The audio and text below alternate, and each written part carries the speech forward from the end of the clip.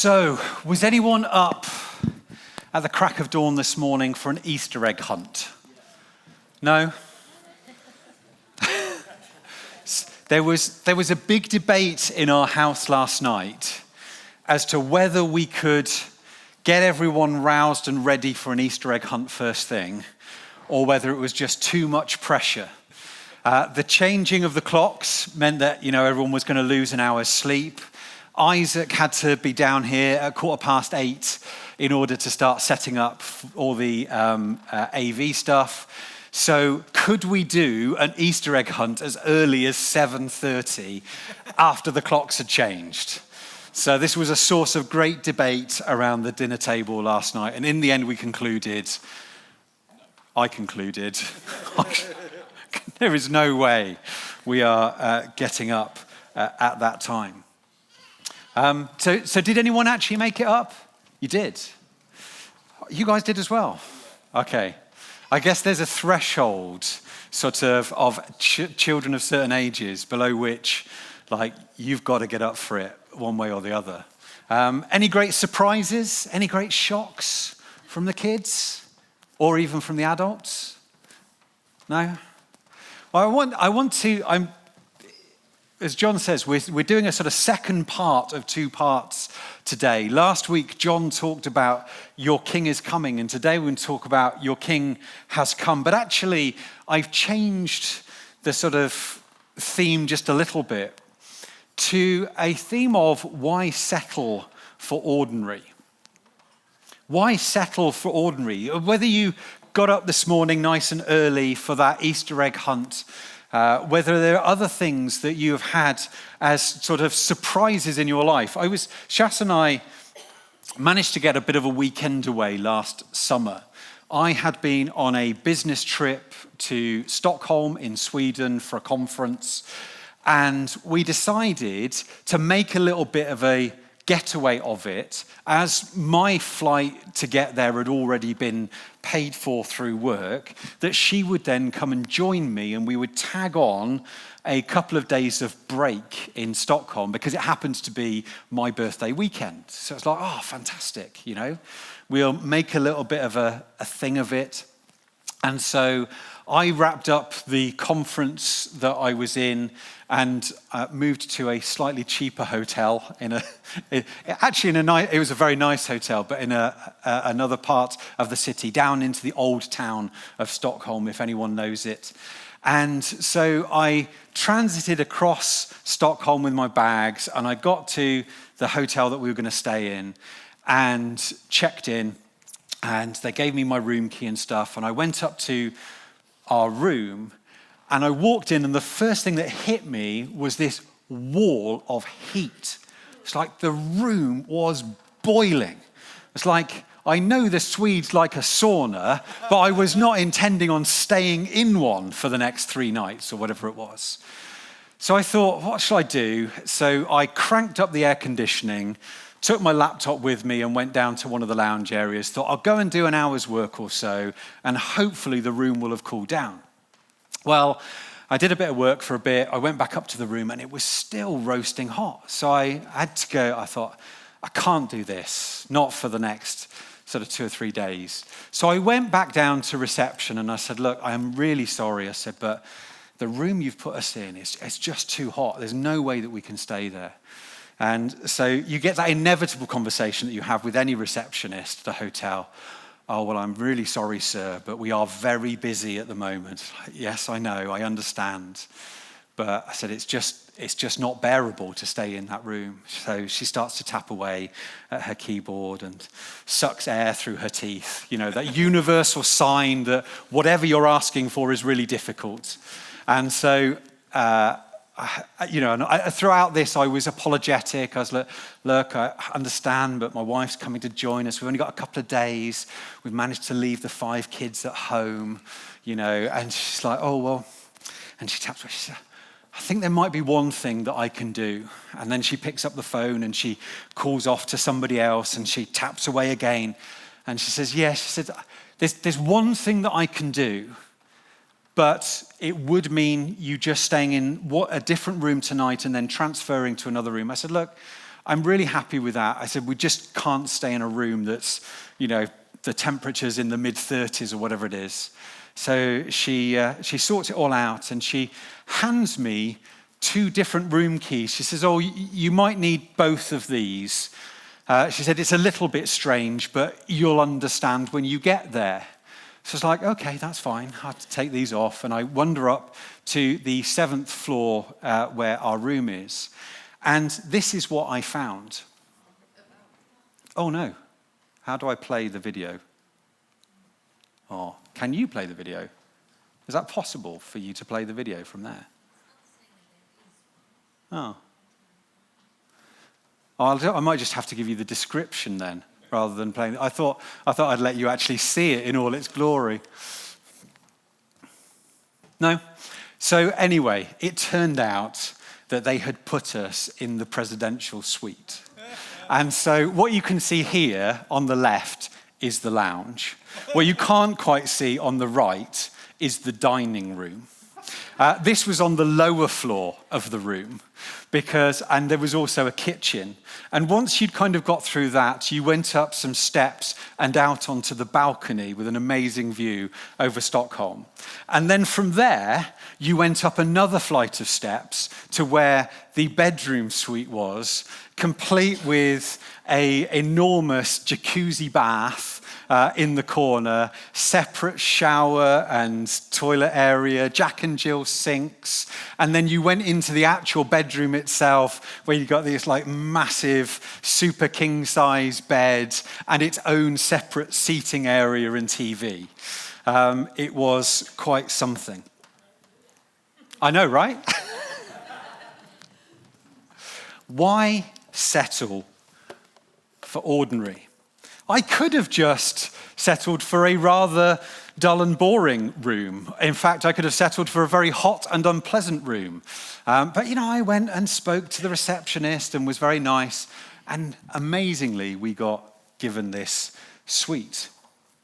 And what I want to sort of touch on just in this is the Easter story invites us not to settle for ordinary, but to step into something extraordinary, to let that which is extraordinary and eternal touch our very ordinary and normal lives. And what I want to read to you is a version of the Easter story, or part of it, and you won't find this in any of your normal translations, because I'm actually reading from the Jesus Storybook Bible.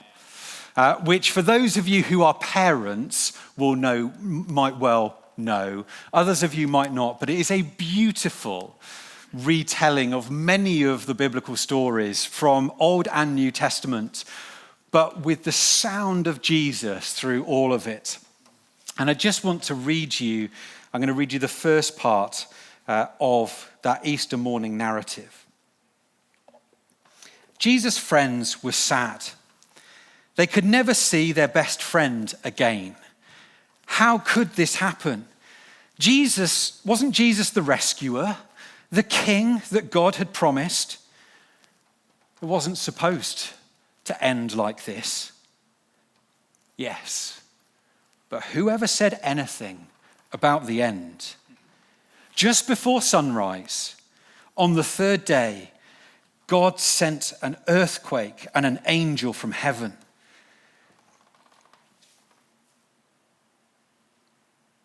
Sorry, I've just realized that this doesn't actually make sense. I think I've mistyped. When the guards saw the angel, they fell down with fright. The angel rolled the huge stone away and sat on top of it and waited. At the first glimmer of dawn, Mary Magdalene and the other women headed to the tomb to wash Jesus' body. The early morning sun slanted through the ancient olive trees, drops of dew glittering on leaves and grass like little tears everywhere. The friends walked quietly along the hilly path through the olive groves until they reached the tomb, and immediately noticed something odd. It was wide open. They peered through the opening into the dark too. But wait, Jesus' body was gone. And something else, a shining man was there with clothes made from lightning. Don't be afraid, the angel said, but they couldn't help it. They screamed anyway. The angel asked them, "What are you doing here? This is a tomb, and tombs are for dead people." The women couldn't speak. Jesus isn't dead anymore, he said. He's alive again. And their hearts leapt. And then the angel laughed with such gladness that they felt for a moment as if they had woken from a nightmare. The other women rushed home, but Mary stayed behind. But Mary stayed behind. I love that Mary stays behind. Mary had also stayed behind at the cross. When Jesus was hanging there in the final moments of his crucifixion, she was one of those who stayed behind. She waited a little longer. She waited in expectation of something else from Jesus. She was one who wouldn't settle for life that was ordinary. She saw in Jesus something so much more. I'm about to tell you something which is quite scandalous. As somebody who has been a Liverpool fan from their youth, I actually quite enjoyed the 1999 Champions League final. I know, it's terrible, right? Some of you are puzzled by that. So what was so significant about that? It was the year that Man United won. Okay? So, but the reason that I enjoyed it is you've got to go back a little bit further into the history of English football. 1985, we'd had the Heysel Stadium tragedy, and English clubs had been ejected from the European game. We were the pariahs of international football. We were not allowed to play in the international competitions for 5 years.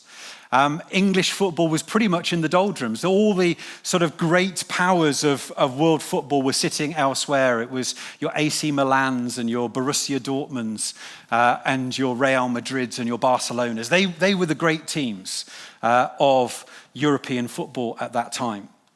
And despite the fact that we'd been allowed back into European competition from 1990, like, you can check the record books, we hadn't even competed in a final.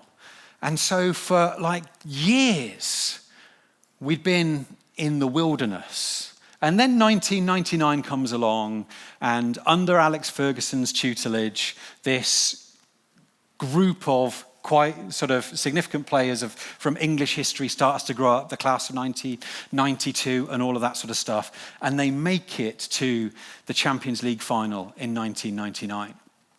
I was actually at a church leaders conference when the match was being played.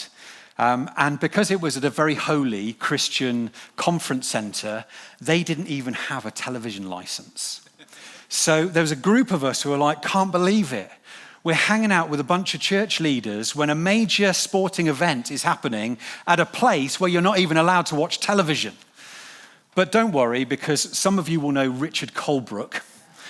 Rich Colebrook is a very entrepreneurial character. And so he managed to persuade somebody to videotape the game, and he persuaded somebody else to bring a big TV along to the conference center. And once the evening session of the conference had finished, we commandeered one of the lounges and set up and watched the game as if it were live, starting at about 10:30, 11 o'clock in the evening, or whatever it was. And so we gathered round this TV set, watching what would have been a VHS recording, and watched the game as if it was live. Now, for anyone who remembers it, it didn't go well. Okay, Man United, were playing against Bayern Munich, who were one of the dominant sides of European football at that time.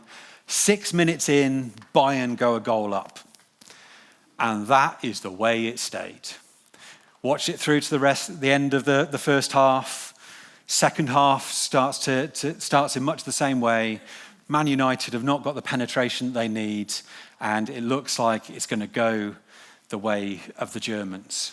In fact, and this is the reason for telling this story, in the stadium, Man United legend George Best, who'd played in many sort of big games, decided that there was no point in staying around. So he got up from his seat and decided to get himself an early taxi and head back to where he was staying. Except that before Pierluigi Collina could blow the final whistle, in the 91st minute, something incredible happened. Teddy Sheringham scored. Suddenly, I can see that Jim is actually quite excited here, this retelling. I'm sensing some fandom stirring over here. 91st minute, Man United equalise. And we're thinking, it's already about midnight. How long are we going to be sat up in this bar watching a recording of this game? It's going to go to extra time, isn't it? But no. 2 minutes later, Ole Gunnar Solskjaer, the super sub himself, scores in the 93rd minute, and Man United take the Champions League. And it was quite exciting, wasn't it, Jim? It was very exciting. It was the treble-winning year, yes, which all Liverpool fans have a certain distaste for. Imagine being George Best, a Man United legend, a hero of the club, and instead of waiting to see that moment of the extraordinary, you'd left early. Sat in a taxi whilst the 93rd minute winner goes in. Let's go back to that first Easter morning, the events that had led up to it.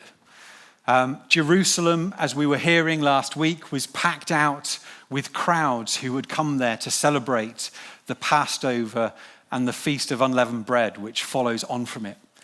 In Jewish times, this would have been a national holiday. They would have mostly been off work in order to celebrate these great feasts that come back on back. And many of them would have gathered to Jerusalem in order to take part in those celebrations as a sort of national celebration, reminded of the great exodus and God's bringing them out of slavery in Egypt and into the promised land. We heard last week that the crowds gathered for Jesus as he entered into the city riding on that colt. And they laid palm branches in front of him and laid their cloaks down before him, declaring, Hosanna, blessed is he who comes in the name of the Lord. That throwback to the entry into Jerusalem of Judas Maccabeus, who had routed the Greek occupiers. Now the crowds had hoped that this was Jesus who was here in order to eject the Romans and to lead a new revolution. But what had happened following on from that? Well, Jesus had been arrested.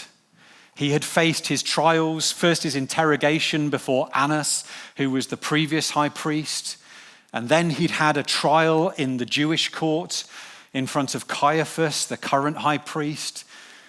Then they'd taken him in front of Pontius Pilate, who, despite the fact that he could find no blame in him, in order to appease those crowds who had gathered, offered a way of pacifying them and said, well, who do you want to crucify? This known insurrectionist called Barabbas, or do you want us to crucify Jesus? And the crowds had called for Jesus' blood to be shed.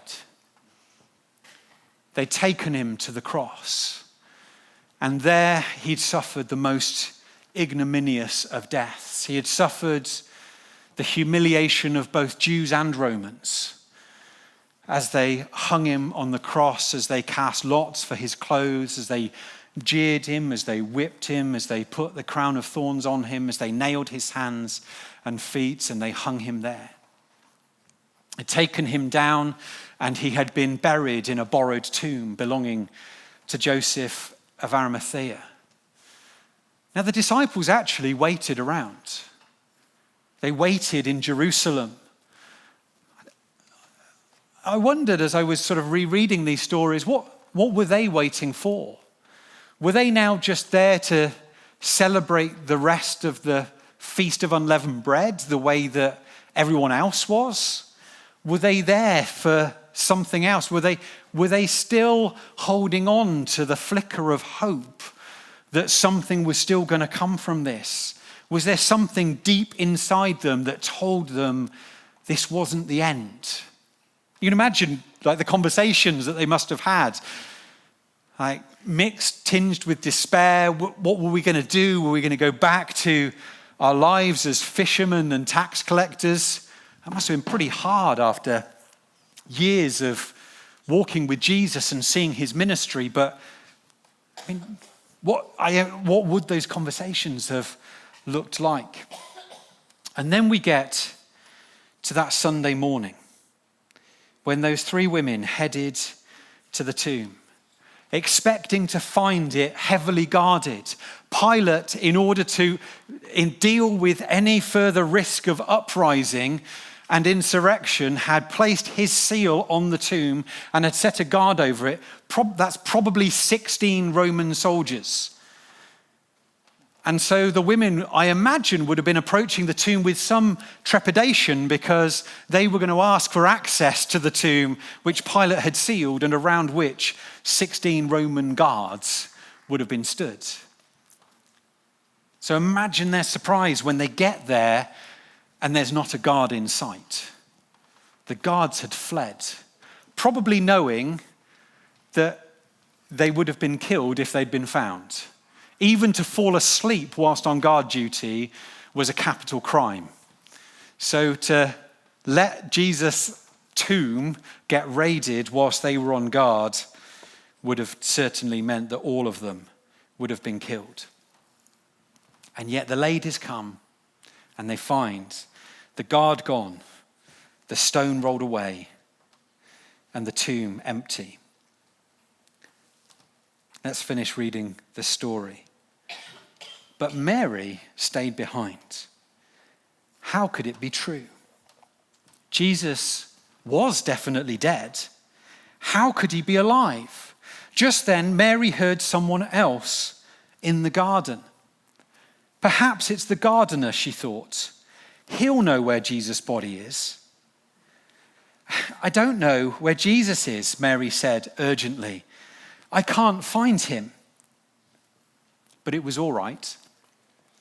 Jesus knew where she was, and he had found her. Mary. Only one person said her name like that. She could hear her heart thumping. She turned around. She could just make out a figure. She shaded her eyes to see and thought that she was dreaming. But she wasn't dreaming. She was seeing. Jesus. Mary fell to the ground. Sudden tears filled her eyes and great sobs shook her whole body. And all she wanted in that moment was to cling to Jesus and never let him go. You'll be able to hold me later, Mary, Jesus said gently, and always be close to me. But now go and tell the others that I'm alive. Mary ran and ran all the way to the city. She had never run so fast or so far in all of her life. She felt as if she could run forever. She didn't feel like her feet touched the ground. The sun seemed to be dancing and gleaming and bouncing across the sky, racing with her and shining brighter than she could ever remember in the clear, fresh air. And it seemed to her that morning as she ran, almost as if the whole world had been made new. Almost as if the whole world was singing for joy. The trees, the tiny sounds in the grass, the birds, her heart. Was God really making everything sad come untrue? Was he making even death come untrue? She couldn't wait to tell Jesus' friends. They won't believe it, she laughed. She was right, of course. Mary stayed behind. When the others had gone, the other women had headed back to Jerusalem to tell the wonders of what they had found. I mean, it was amazing enough, wasn't it? The guards gone, the seal broken, the tomb empty, the angels sitting there saying, "What are you looking for? Why look for the living among the dead?" I mean, that was extraordinary enough, wasn't it? But Mary stayed behind. What else was she waiting for? She was the one who'd waited at the cross, and she waited in the garden, and her waiting was rewarded. This Easter, I don't know what you're looking for in the Easter story, but just as I read this story again, struck by Mary's willingness to wait for God to do what God would do. That she didn't settle for ordinary, but she waited for the extraordinary. And she was not left disappointed. So I don't know what you're waiting for this Easter, whether you feel like you've settled for an ordinary life, a life that has the usual rhythms of, work and looking after the kids, or maybe caring for an elderly parent, or living with certain level of infirmity and illness, and you're looking for something extraordinary from God this Easter. Maybe you've never found the extraordinary that's available in Jesus. And you've settled for a life of ordinariness, where actually Jesus wants to come and speak your name, just like he did to Mary in the garden. To stand there and wait a little longer until the voice that roared creation into being whispers your name, and you hear Mary. Maybe you're carrying something of guilt and despair. You can only imagine what Mary Magdalene was carrying after the trauma of everything that happened over those preceding few days of seeing Jesus on the cross. And it melts in that moment when she hears her name, Mary. Maybe you're facing questions of purpose. Where am I going? What is my life about? What is it that I'm supposed to be giving my time and my attention to? And this morning you need to hear Jesus whisper fresh hope into your life. Why settle for ordinary? Easter is all about the extraordinary.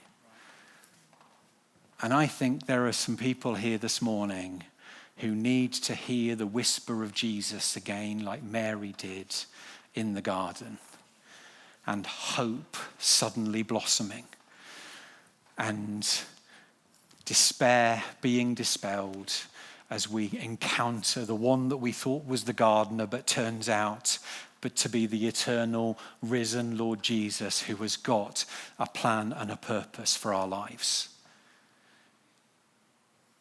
Should we stand together?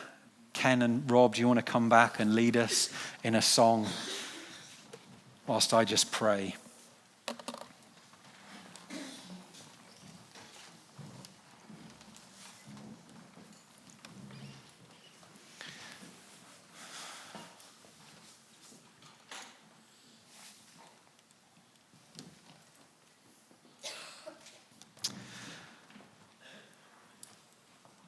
Lord, sometimes it's hard to be like Mary and to wait a little longer. Life is so pressured. We want to move on. We want to race to the next thing. We feel like, there's something that demands our attention, that turns us away, that we need to rush off and attend to. But Lord, I want to just pray that in this moment we might all inhabit something of Mary's patience as she waited a little longer in the garden.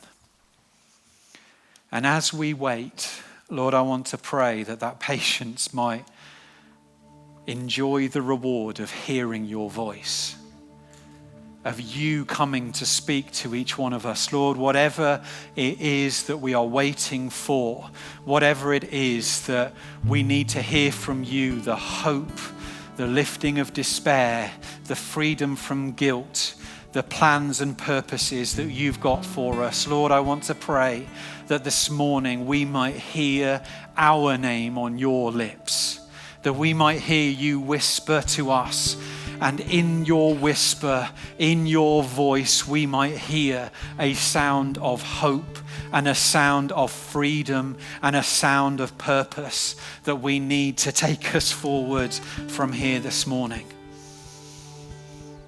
Lord, I want to pray that as we just pause a little longer, we get to draw close to you the way that Mary did, to cling to you, to hold on to your robe, to cling to your feet, and to let just your presence, just being with Jesus, wash away all of the despair. Come and draw close to us, we pray, King Jesus.